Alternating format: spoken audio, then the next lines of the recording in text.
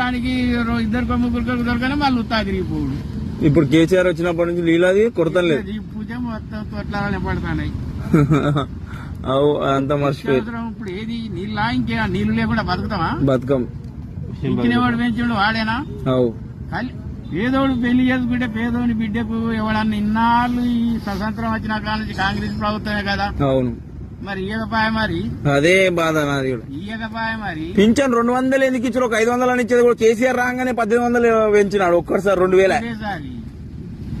కేసీఆర్ ఉంటే వెంటనే పింఛని ఇచ్చేటోడు పెరిగి పెంచిన పింఛని. ఈ చవట అవసరం లేని అన్ని పెట్టి బస్సులకు పెట్టి కేసీఆర్ ఎక్కడ వీడెక్కడ నక్కకు నాగలోగా అనుకున్నట్టు రేవంత్ రెడ్డి కేసీఆర్ తోటి పోలితే మనసులో పోల్చినోడే మనిషి కాదు కావాడు.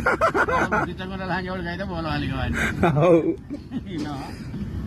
వాడు వానికి తెలుసు రేవంత్ రెడ్డికి నేను ఇవి అమలు చేయగాని వాడిని దించాలి, కేసీఆర్ ని దించాలి.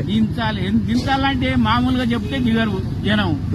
డబ్బులకు డబ్బులు ఇదిత్తా అదిత్తా అని చెప్పాల వాడిని దించాలి. దొంగ మాటలు చెప్పి వచ్చిండే తప్పగాని వాడేమో పెద్ద మొగోడై రాలేదు. అదే దించాలి.